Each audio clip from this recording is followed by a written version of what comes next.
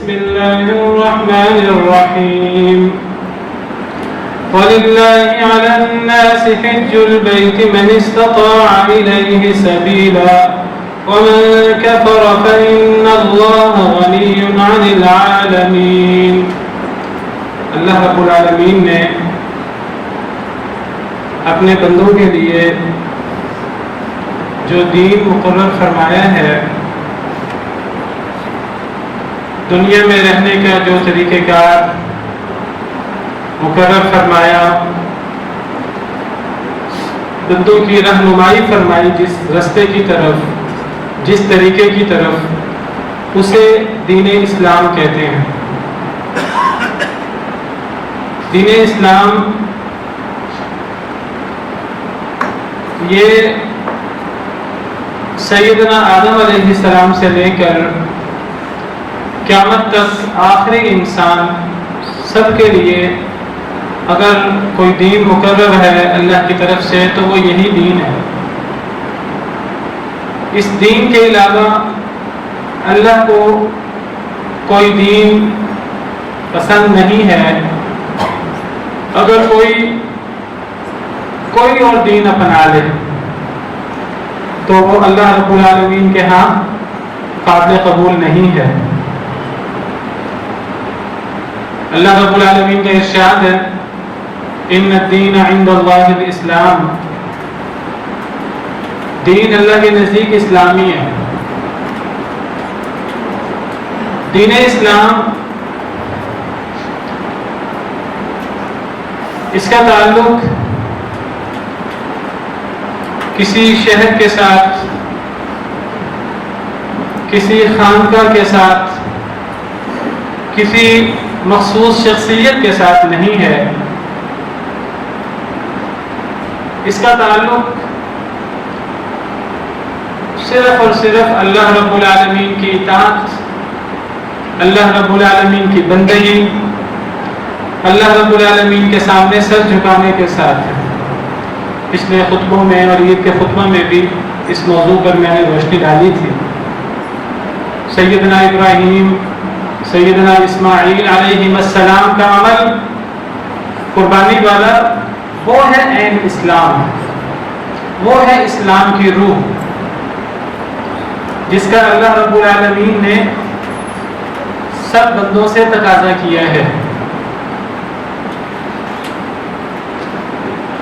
اللہ رب العالمین نے جو احکامات بھیجے اپنے نبیوں کے واسطے سے،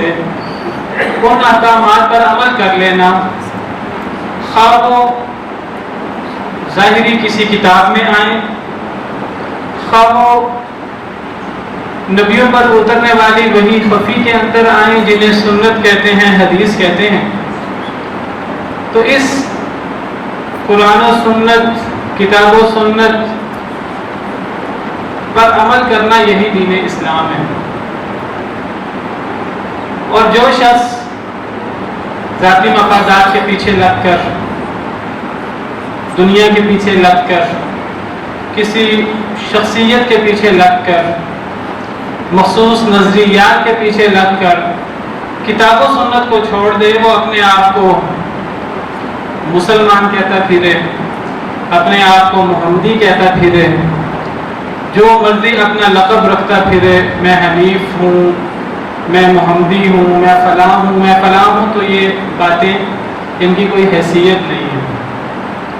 اصل دین اسلام اللہ رب العالمین کے احکامات کے سامنے سر جھکانا ہے۔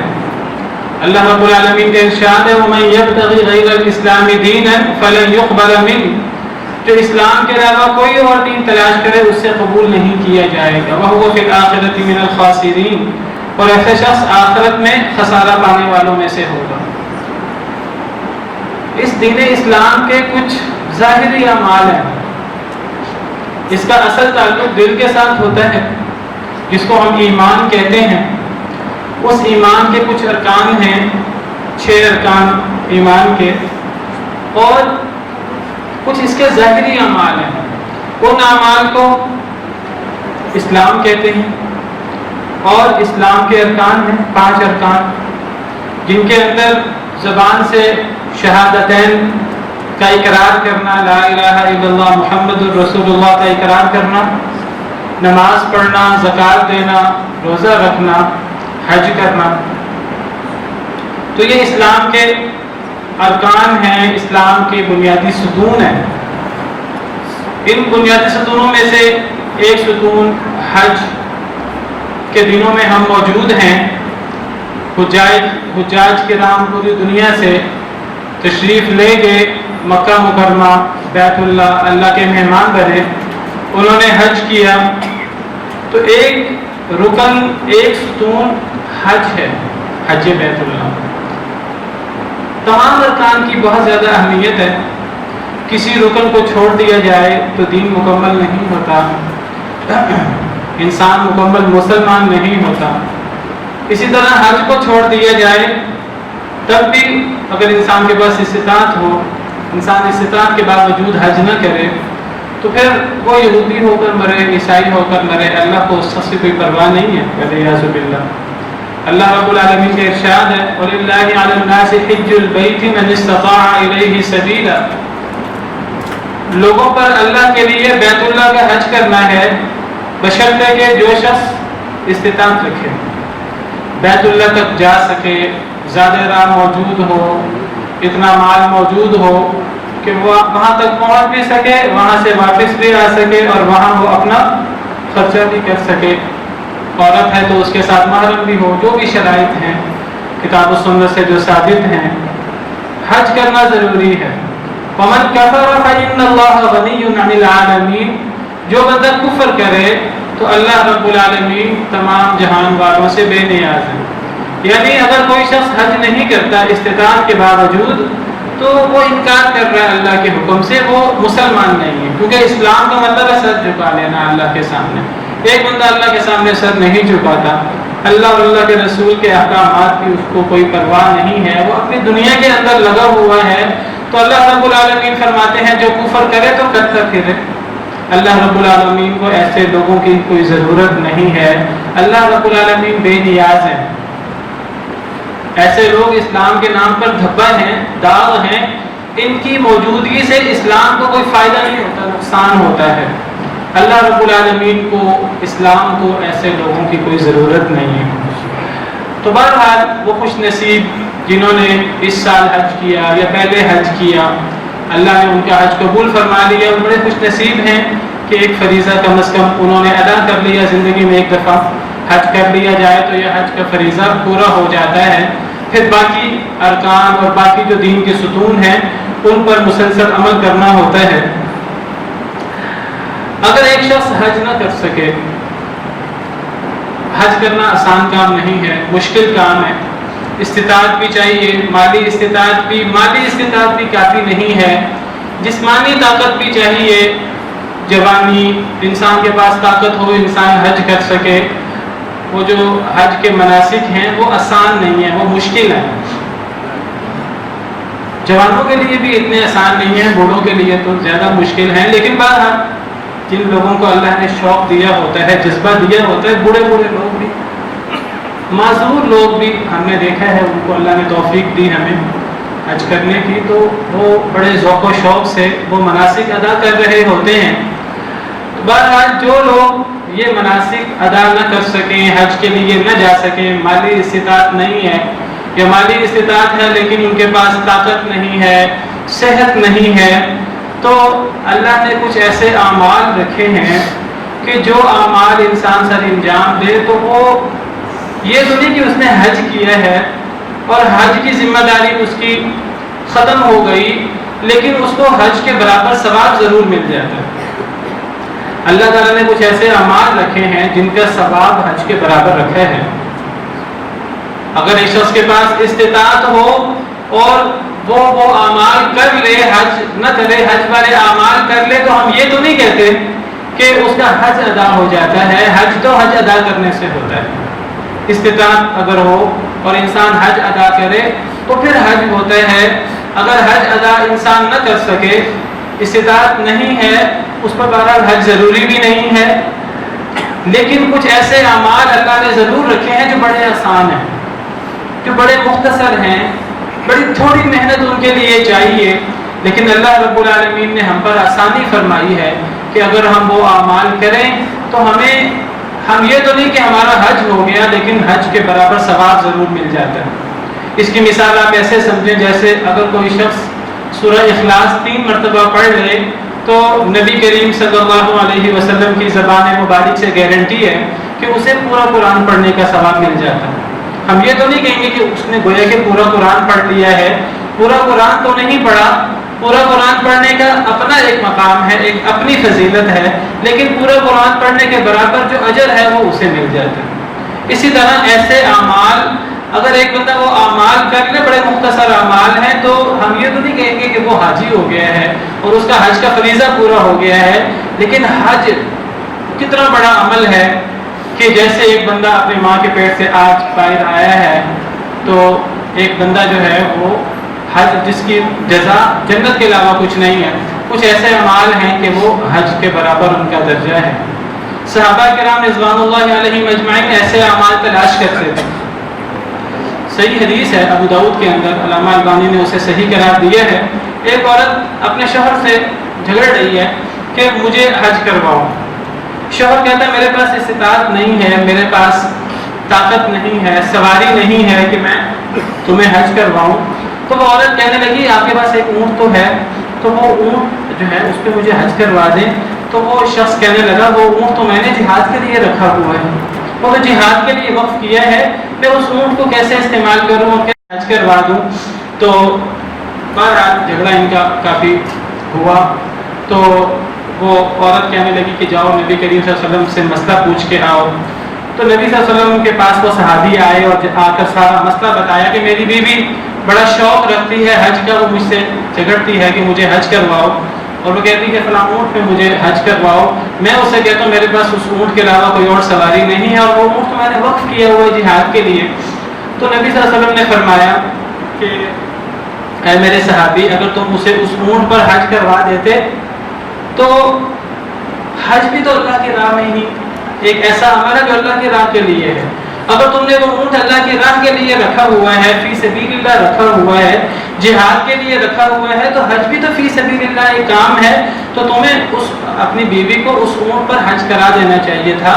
تو وہ بھی اللہ کے راستے میں رہتا، اور یہ جو تم نے اس اونٹ کو وقف کیا تھا تمہاری یہ نیت نہ ٹوٹتی، تمہاری یہ نیت برقرار رہتی، وہ اونٹ فی سبیل اللہ ہی رہتا۔ اچھا وہ آدمی کہنے لگا کہ یا رسول اللہ مجھے میری بیوی نے یہ بھی کہا ہے کہ میں آپ سے یہ بھی پوچھوں کہ کوئی ایسا عمل بتائیے کہ جو حج کے برابر ہو۔ اگر ہمارے پاس طاقت نہیں ہے تو اگر ہم حج نہیں کر سکتے تو پھر کوئی ایسا عمل جو حج کے برابر ہو اور آپ کے ساتھ حج کے برابر ہو، نبی کریم صلی اللہ علیہ وسلم کی معیت میں حج کے برابر ہو۔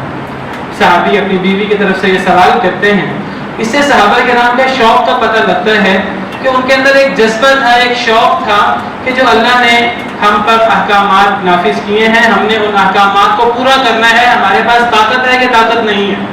ہر صورت میں ہم نے ان احکامات کو پورا کرنے کی کوشش کرنی ہے۔ تو وہ اس شخص نے اپنی بیوی کا سوال نبی صلی اللہ علیہ وسلم کے سامنے دہرایا، تو آپ نے فرمایا کہ جو شخص رمضان المبارک کے اندر عمرہ کر لے،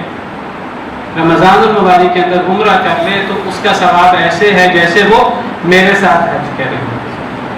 تو یہ نبی کریم صلی اللہ علیہ وسلم نے ان صحابی کو ان کی بیوی کے سوال کا جواب دیا۔ تو صحابہ کرام سوال پوچھتے تھے کہ اگر ہم حج نہ کر سکیں تو وہ کون سا عمل ہے کہ ہم وہ کریں تو وہ حج کے برابر ہوگا۔ اس سے صحابہ کرام کے اس شوق کا، اس ذوق کا پتہ لگتا ہے۔ تو یہ شوق ہمارے اندر بھی ہونا چاہیے، ہم بھی دیکھیں کہ اگر ہم حج نہیں کر سکتے،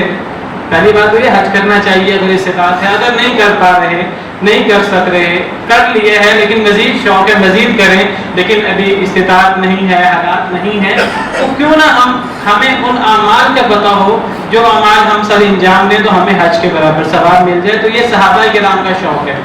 یہ صحابہ کرام کا طرز عمل ہے، ہمیں بھی ایسا شوق ہونا چاہیے اور ہمیں بھی علماء سے یہ سوال پوچھنا چاہیے کہ کتاب و سنت سے ہمیں بتائیں وہ کون سے اعمال ہیں جن کی بنا پر ہمیں حج کرنے کا ثواب ملتا ہے۔ تو سب سے پہلا عمل ایک تو میں بتا چکا ہوں آپ کو، رمضان کے اندر عمرہ، وہ نبی کریم صلی اللہ علیہ وسلم کے ساتھ حج کرنے کے برابر ہے۔ دوسری بات کہ کون سا عمل حج کرنے کے برابر ہے، تو اللہ نے دین کو ہمارے لیے آسان رکھا ہے، مشکل نہیں رکھا۔ اللہ یہ نہیں چاہتے کہ ہم مشکل میں پڑ جائیں، اللہ ہمارے ساتھ آسانی چاہتے ہیں، دین بھی آسان ہے، لیکن اللہ رب العالمین آزمائش کرتے ہیں۔ تو اللہ رب العالمین کی تعلیمات قرآن و سنت میں پڑھنے سے پتہ لگتا ہے، اگر ایک بندہ حج کی سچی خواہش رکھے، سچی خواہش اس کے دل کے اندر ہو، استطاعت نہیں ہے اس کے پاس لیکن سچی خواہش ہے کہ میں حج کروں، تو اس شخص کو حج کا ثواب ملتا ہے۔ کتنا چھوٹا سا عمل ہے، ایک بندہ اچھی نیت کر لے، سچی خواہش ہو، ظاہری عمل نہیں، لوگوں کو دکھانے کے لیے نہیں، اس کے دل میں سچی خواہش ہو، میں بیمار ہوں، کاش کہ مجھے اللہ تعالیٰ صحت دیتا، میں حج کرتا حاجیوں کے ساتھ، میرے پاس رقم نہیں ہے، کاش کہ مجھے اللہ تعالیٰ پیسے دیتے تو میں اللہ کے راہ میں حج کرتا، میں بیت اللہ جاتا، میں مینا جاتا، میں عرفات جاتا، میں رمی جمار کرتا، میں یہ کرتا، میں یہ کرتا۔ یہ سچی خواہش اور یہ اچھا جذبہ، یہ سچی خواہش اور اچھا جذبہ ہی انسان کو حج کا ثواب دلوا دیتا ہے۔ صحیح حدیث مبارکہ کے مطابق انما الاعمال بالنیات، عمل کا دار و مدار نیت پر ہے، یہ نیت انسان کی بہت اہم ہے۔ جس طرح اچھی نیت سے انسان کو اچھے عمل کا ثواب مل جاتا ہے، اسی طرح بری نیت سے انسان گویا کہ برا عمل کرنے والا ہو جاتا ہے۔ اگر ایک بندہ برے کام کا ارادہ کرے، برے لوگوں جیسا بننا چاہے تو وہ برا ہوتا ہے، چاہے وہ برائی نہ بھی کرے۔ بالکل اسی طرح اگر ایک بندہ نیکی کرنے کی خواہش کرے، نیک لوگوں جیسا بننے کی کوشش کرے، حاجی کسی شخص کو حج کرتے دیکھا، اس کے دل میں ایک بھوک اٹھی، ایک خواہش اٹھی، ایک امید اٹھی، کاش کہ میں بھی حج کرتا، اسے حج کا ثواب مل جاتا ہے۔ صحیح حدیث مبارکہ میں نبی کریم صلی اللہ علیہ وسلم کا ارشاد ہے، آپ نے فرمایا دنیا میں 4 لوگ ہوتے ہیں۔ پہلا وہ شخص جسے اللہ نے مال بھی دیا ہو اور علم بھی دیا ہو، علم اور مال دونوں دیے ہیں، فَهُوَ يَتَّقِي فِيهِ رَبَّهُ، وہ اللہ سے ڈرتا ہے،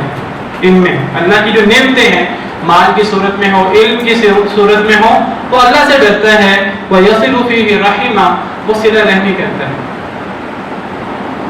وَيَعْلَمُ لِلَّهِ فِيهِ حَقًّا، اور وہ جانتا ہے کہ اللہ کا مجھ پر حق ہے اس مال میں اور اس علم میں، یعنی جو اللہ نے اسے نعمتیں دی ہیں مال کی صورت میں، علم کی صورت میں، وہ اللہ کے احکامات کے مطابق ان میں عمل کرتا ہے۔ تو نبی صلی اللہ علیہ وسلم نے فرمایا فَهَذَا بِأَفْضَلِ الْمَنَازِلِ، یہ بندہ سب سے بہتر ہے دنیا کے اندر، کہ جس کو اللہ نے مال بھی دیا، علم بھی دیا، وہ مال کے تقاضے پورے کرتا ہے، علم کے تقاضے پورے کرتا ہے، جہاں اللہ نے حکم دیا مال کو خرچ کرتا ہے، اس مال سے حج کرتا ہے، عمرہ کرتا ہے، جو اللہ کے احکامات ہیں مال اور علم کے حوالے سے، وہ ان احکامات پر کما حقوق عمل کرتا ہے۔ فرمایا یہ سب سے افضل شخص ہے۔ پھر فرمایا کہ ایک دوسرا شخص ہے عبد رزقہ اللہ علما ولم یرزقہ مالا، ایک شخص کو اللہ نے مال نہیں دیا لیکن اسے علم دیا ہے، اسے پتہ ہے کہ اگر مال ہوتا میرے پاس تو اس مال پر میرے اوپر یہ فرائض ہوتے، اس مال میں مجھے یہ کرنا پڑتا، مجھے حج کرنا پڑتا، مجھے عمرہ کرنا پڑتا، مجھے زکوٰۃ دینی ہوتی، مجھے غریبوں کا مسکینوں کا دھیان رکھنا ہوتا، مجھے اللہ کے گھر، اللہ کے مسجدیں اور مدارس اور دین کو غالب کرنے کے لیے مجھے کوشش کرنی ہوتی، صلہ رحمی کرنی ہوتی، اس کے پاس علم تو ہے مال نہیں ہے، فَهُوَ صَادِقُ النِّيَّةِ، لیکن وہ سچی نیت والا ہے، وہ کہتا ہے لَوْ أَنَّ لِي مَالًا لَعَمِلْتُ بِعَمَلِ فُلَانٍ، وہ کہتا ہے سچی نیت کے ساتھ، سچے ارادے کے ساتھ، اگر اللہ نے مجھے مال دیا ہوتا تو میں فلاں مالدار شخص کی طرح میں بھی نیک کام کرتا، فلاں مالدار کی شخص کی طرح میں بھی صدقہ کرتا، میں بھی مسجدیں بناتا، میں بھی حج کرتا، میں بھی عمرہ کرتا، میں بھی صلہ رحمی کرتا، میں بھی اپنے مال کو یہاں اور یہاں اور یہاں خرچ کرتا اللہ کے حکم کے مطابق۔ تو نبی کریم صلی اللہ علیہ وسلم نے فرمایا زبان نبوت سے، فرمایا فَهُوَ بِنِيَّتِهِ، یہ شخص اپنی نیت کے مطابق ہے، فَأَجْرُهُ مَا سَوَىٰ، ان دونوں شخصوں کا اجر برابر ہے۔ پہلا شخص جس کو اللہ نے مال بھی دیا، علم بھی دیا اور وہ نیکی کر رہا ہے، دوسرے شخص کے پاس علم ہے مال نہیں ہے، وہ نیکی نہیں کر سکتا مال والی، لیکن اس کی نیت ہے سچی نیت، کاش کہ مجھے مال ہوتا تو میں بھی یہ کرتا، فرمایا دونوں کا اجر برابر ہے۔ یہ 2 لوگوں کا آپ نے ذکر فرمایا۔ پھر آپ نے فرمایا کہ وَعَبْدٍ رَزَقَهُ اللَّهُ مَالًا وَلَمْ يَرْزُقْهُ عِلْمًا، تیسرا وہ شخص ہے جسے اللہ نے مال دیا ہو، علم نہیں دیا، اس کے پاس مال تو ہے، علم نہیں ہے کتاب و سنت کا، کتاب و سنت کو اسے پتہ نہیں ہے، نہ اسے پتہ ہے، نہ علماء سے پتہ کرنے کی کوشش کرتا ہے، نعمتیں بہت زیادہ اللہ کی، اللہ کو خوش کرنے کی راضی کرنے کی کوشش نہیں کرتا فهو يخبط في ماله بغير علم وہ مال میں گڑبڑ کرتا ہے، اس مال کے ساتھ اللہ کی نافرمانیاں کرتا ہے، ہر غلط جگہ پہ اس مال کو خرچ کرتا ہے، لا يتقي فيه ربا اس مال میں اللہ سے ڈرتا نہیں، ولا يصل فيه رحما اسے رحمی بھی نہیں کرتا، ولا يعلم لله فيه حقا اسے پتہ ہی نہیں میرے اوپر مال کا حق کیا ہے، اس مال کی ذمہ داریاں کیا ہیں،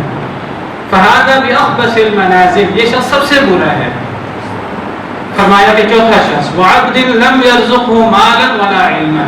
چوتھا شخص جس کے پاس نہ مال ہے نہ علم ہے، کچھ بھی نہیں ہے، پہلے کے پاس مال بھی تھا علم بھی تھا وہ عمل کرتا تھا دونوں کے مطابق، دوسرے کے پاس علم تھا مال نہیں تھا لیکن نیت تھی اگر مال ہوتا تو میں یہ نیک کام کرتا، تیسرے شخص کے پاس مال ہے علم نہیں ہے،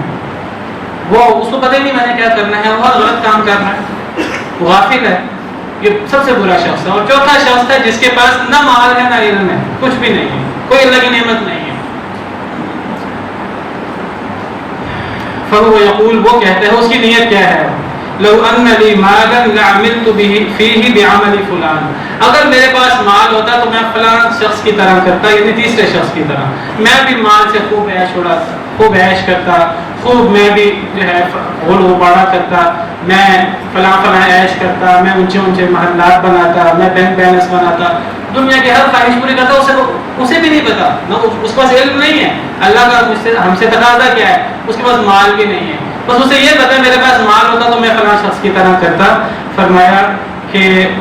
فهو بنیته یہ شخص اپنی نیت کے مطابق ہے، فوزرهما سوا ان دونوں شخصوں کا گناہ برابر ہے، یہ تیسرے چوتھے شخص۔ تو انسان کی جیسی نیت ہوتی ہے انسان کو وہی اجر ملتا ہے، یہ بات یاد رکھیے کہ نیت یہ جو ہمارا دل ہے یہ جو خواہش کرتا ہے اس کی بڑی اہمیت ہے، یہ عمل ہے باقاعدہ۔ ایک شخص نیکی کرتا ہے اس کو اپنی نیکی اچھی لگتی ہے، اور ایک شخص گناہ کرتا ہے بشری تقاضے کے تحت گناہ ہو جاتا ہے اس کو اپنا گناہ برا لگتا ہے، تو یہ ایمان کی نشانی ہے۔ ایک شخص کو پتہ ہے کہ میں نیکی کر رہا ہوں اور نیکی کر کے خوش ہو،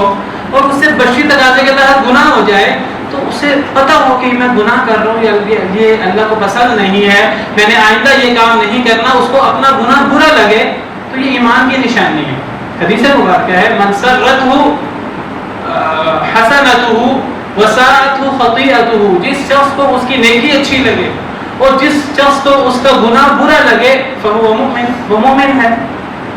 بالکل اسی طرح اگر ایک شخص کو دوسرے شخص کی نیکی اچھی لگے اور وہ کہے کاش کہ میں بھی یہ نیکی کرتا، اور ایک شخص کو دوسرے کا گناہ برا لگے کہے کاش کہ اللہ مجھے اس گناہ سے بچا لے، تو یہ شخص اس شخص کی طرح ہے،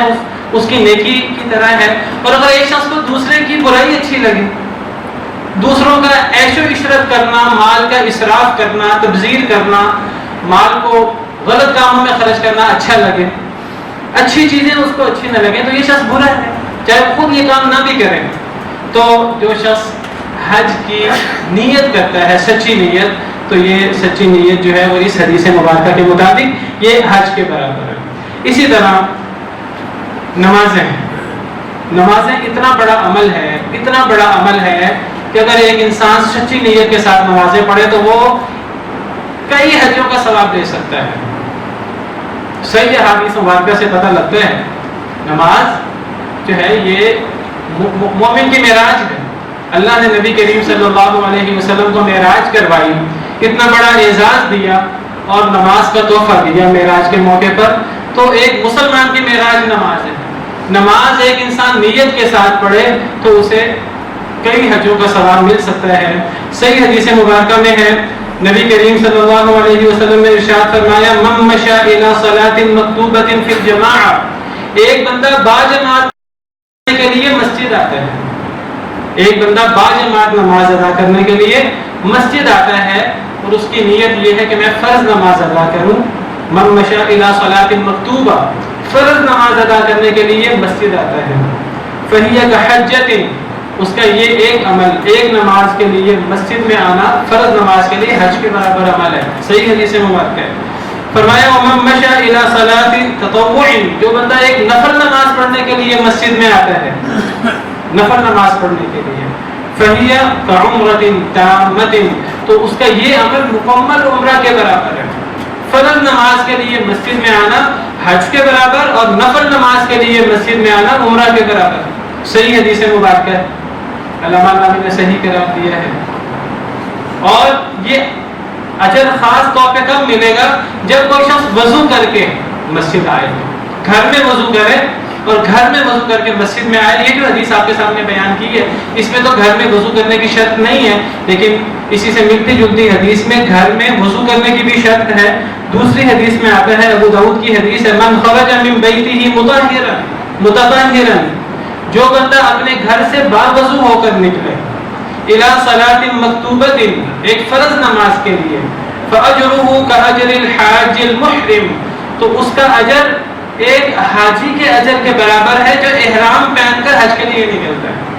گویا کہ اگر ایک بندہ باوضو ہو کر گھر سے نکلے تو اس کی مثال ایسے ہے, نیت اگر اس کی خالص ہے, لوگوں کو دکھاوے کی نیت نہیں ہے, اللہ کو راضی کرنے کی نیت ہے, تو وہ باجماعت نماز ادا کرنے کے لیے گھر سے وضو کر کے نکلتا ہے, گویا کہ احرام پہن کے نکلا ہے, اور گویا کہ وہ حج کو جا رہا ہے اور وہ حج کے فرائض, حج کے مناسک سر انجام دے رہا ہے. اسی طرح اگر ایک بندہ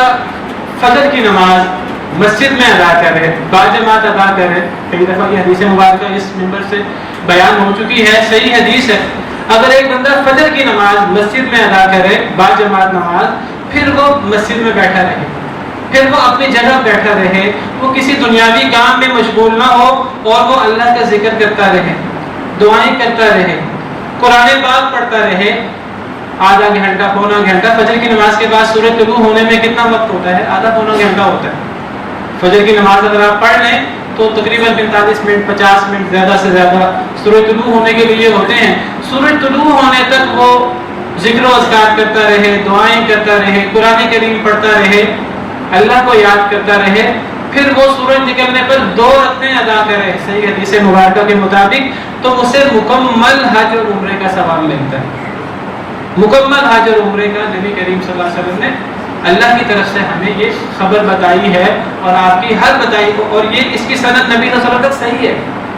اس حدیث کی سند صحیح ہے. جب اس کی سند آپ تک صحیح ہے تو جب آپ نے فرما دی ہے تو ہمیں اس پر ایمان رکھنا ضروری ہے. آپ کوئی بات اپنی طرف سے نہیں فرماتے تھے, آپ کی ہر بات اللہ کی طرف سے ہوتی تھی. تو آپ کا ارشاد ہے, من صلی صلاۃ الصبح فی مسجد جماعت, جو بندہ ایک مسجد میں باجماعت صبح کی نماز پڑھے, یثبت فیہ, پھر وہ وہیں بیٹھا رہے, حتی یصلی صبح الضحیٰ, حتیٰ کہ وہ چاند کی 2 رکعتیں ادا کرے. یہاں چاند کی 2 رکعتوں سے مراد سورج نکلنے کے بعد 2 رکعتیں ہیں. کان کاجر حاج او معتمر تاما حجته وعمرته,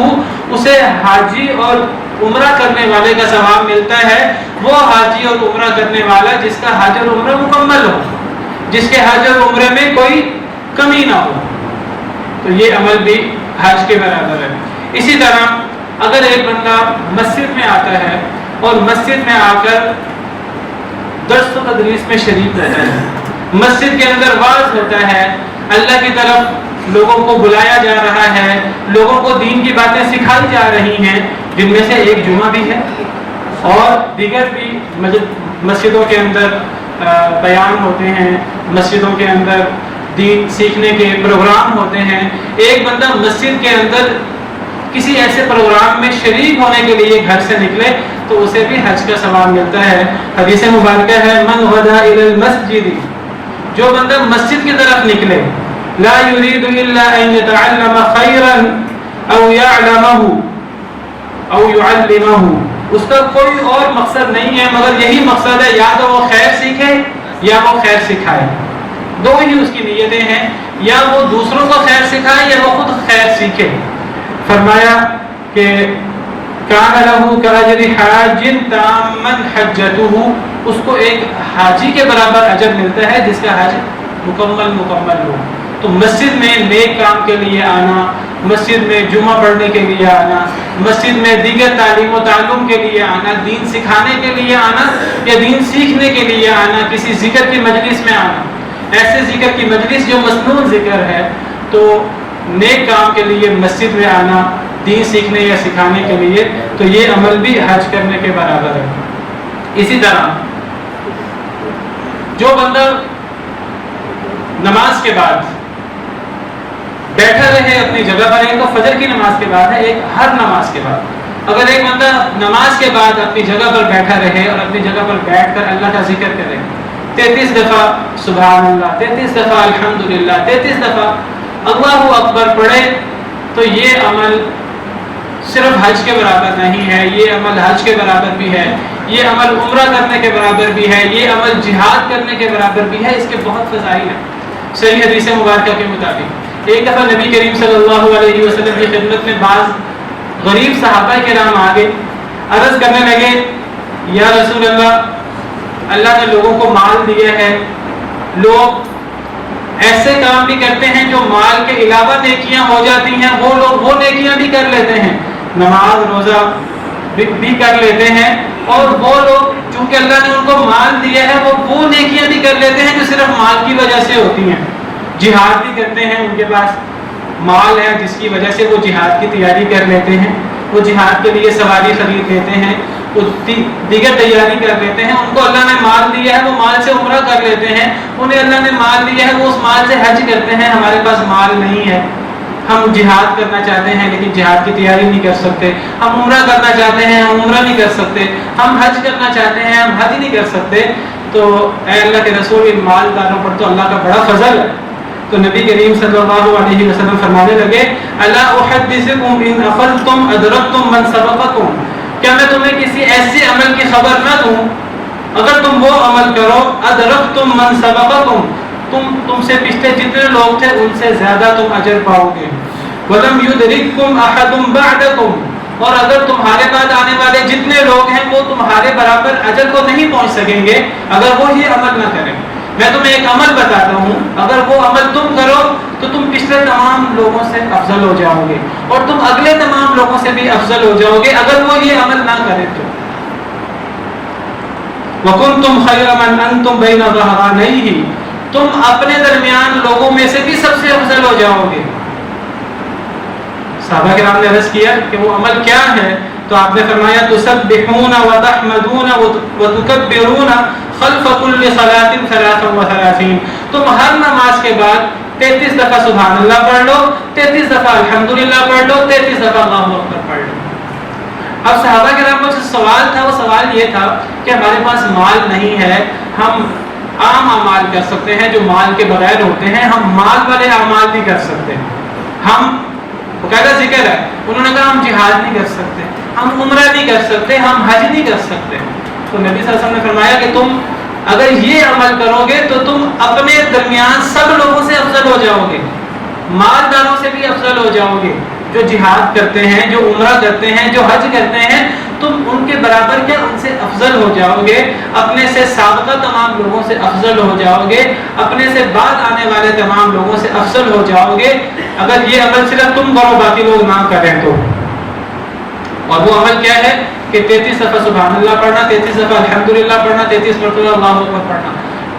اب وہ صحابہ کرام بڑا خوش ہوئے, غریب صحابہ, انہوں نے یہ عمل کرنا شروع کیا, لیکن پھر انہوں نے دیکھا کہ مالدار لوگوں نے بھی یہ عمل کرنا شروع کر دیا ہے. تو وہ نبی صلی اللہ علیہ وسلم کی خدمت میں آئے اور کہنے لگے کہ اللہ کے رسول, اب یہ کام تو مالداروں نے بھی کرنا شروع کر دیا ہے. تو آپ نے فرمایا ذالک فضل اللہ یؤتیہ من یشاء, پھر یہ اللہ کا فضل ہے, اللہ اپنا فضل جس کو مرضی عطا کرے. اگر یہ عمل مالدار بھی کر رہے ہیں پھر وہ تم سے بھی افضل ہو جائیں گے, لیکن اگر مالدار لوگ یہ کام نہ کریں تو تم ان سے افضل ہو ہر لحاظ سے. اللہ سے دعا ہے کہ اللہ تعالی ہمیں کتاب و سنت کے احکامات پر عمل کرنے کی توفیق عطا فرمائے, اور یہ چھوٹے چھوٹے اعمال جن اعمال کو کرنے سے ہم حج کے برابر اجر لے سکتے ہیں, اللہ تعالی ہمیں یہ اعمال کرنے کی توفیق عطا فرمائے. وہ اعمال جو حج کے برابر ہیں یا عمرہ کے برابر ہیں, ان اعمال میں سے ایک عمل مسجد قباء میں نماز پڑھنا ہے. صحیح احادیث مبارکہ سے پتہ لگتا ہے جو شخص مسجد قباء میں نماز پڑھے تو اسے عمرہ کے برابر ثواب ملتا ہے. اس کے لیے بھی شرط ہے کہ ایک شخص گھر سے وضو کر کے نکلے. اگر ایک شخص گھر سے وضو کر کے نکلے اور مسجد قباء میں آ کر نماز پڑھے تو اسے عمرہ کے برابر ثواب ملتا ہے. یہ نبی کریم صلی اللہ علیہ وسلم کی حدیث ہے اور آپ کی سنت مبارکہ بھی ہے. آپ ہر ہفتے کے دن, آپ مدینہ منورہ رہتے تھے تو ہر ہفتے کے دن آپ مسجد قباء جا کر نماز پڑھتے تھے. اسی طرح جو بندہ کسی حاجی شخص کو حج کی تیاری کرواتے ہیں, یا کوئی بندہ کسی حاجی شخص کے حج کے لیے جانے پر پیچھے سے اس کے گھر والوں کی دیکھ بھال کر لے, اس کے گھر والوں کا دھیان کر لے، یہ عمل بھی حج کرنے کے برابر ہے۔ صحیح حدیث مبارکہ کے مطابق نبی کریم صلی اللہ علیہ وسلم کا ارشاد ہے، آپ نے فرمایا من جہز غازیا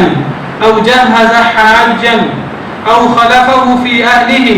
او فطر صائما کان له مثل اجورہم، جو بندہ کسی غازی کو تیار کروائے، کسی غازی کو جو جہاد کے لیے جا رہا ہے اسے تیار کروائے، اسے سواری لے دے، اسے ڈھال لے دے، اسے ہتھیار لے دے، اس کو تیاری کروا دے کسی غازی کو، او جہز حاجا، یا کسی حاجی کو تیاری کروا دے، خود تو حج نہیں کر سکتا بیماری کی وجہ سے، استطاعت ہے اس کے پاس، مال ہے لیکن وہ شوگر کا مریض ہے، کوئی ایسا مریض ہے وہ خود حج نہیں کر سکتا، کسی حاجی کو تیاری کروا دے، کسی حاجی کو احرام لے دے، کسی حاجی کو زاد راہ دے دے، کسی حاجی کو تیاری کروا دے، اس کو سکھا دے حج کا طریقہ، جو بھی حج کی تیاری میں چیزیں آتی ہیں۔ فرمایا یا پھر وہ اس غازی یا اس حج کرنے والے کے پیچھے اس کے گھر والوں کا دھیان کرے، اس کے گھر والوں کا دھیان کرے، ان کو سودا سلف لا دے، ان کی مدد کر دے، ان کے گھر والوں کی اس کے پیچھے سے۔ فرمایا یا پھر جو بندہ کسی روزے دار کو روزہ افطار کروا دے، خود روزہ نہیں رکھ سکتا لیکن وہ روزے دار کو روزہ افطار کروا دے، کھجور کے ساتھ، پانی کے ساتھ، پھل کے ساتھ، مزید چیزیں، کسی روزے دار کو سحری کرا دے، روزہ افطار کروا دے، کان لہ مثل اجورہم، ان سب لوگوں کو، ان لوگوں کے اجر کے برابر اجر ملتا ہے۔ جہاد کرنے والے کی تیاری کرانے والے کو جہاد کا اجر ملتا ہے، حج کرنے کی تیاری کرانے والے کو حج کا اجر ملتا ہے، جو ان کے پیچھے سے ان کے گھروں کا دھیان کرے تو ان کو بھی انہی کا اجر ملتا ہے، جو کسی روزہ دار کو روزہ افطار کروا دے اسے بھی روزہ رکھنے کا اجر ملتا ہے۔ من غیر ان ينتقص من اجورہم شیء، ان لوگوں کے اجر میں کوئی کمی نہیں ہوتی، حاجی کے اجر میں کوئی کمی نہیں ہوگی، جہاد کرنے والے کے اجر میں کوئی کمی نہیں ہوگی، روزہ رکھنے والے کے اجر میں کوئی کمی نہیں ہوگی، اس شخص کو اس عمل کے اندر شریک ہونے کی وجہ سے اس کو بھی پورا کا پورا اجر مل جائے گا۔ اسی طرح بعض احادیث مبارکہ سے پتہ لگتا ہے جو بندہ اپنے ماں باپ کی خدمت کرے تو ماں باپ کی خدمت کرنا یہ جو ہے یہ جہاد سے افضل ہے، یہ حج سے افضل ہے۔ بعض احادیث مبارکہ سے پتہ لگتا ہے وہ ختم ہو گیا ہے۔ تو اسی طرح اپنے والدین کی طرف سے حج کرنا، عمرہ کرنا، والدین کے ساتھ نیکی کرنا، تو یہ عمل بھی انسان کو حج عمرے کا ثواب دلا دیتا ہے۔ تو اللہ سے دعا ہے کہ اللہ تعالی ہمیں یہ نیک اعمال کرنے کی توفیق عطا فرمائے۔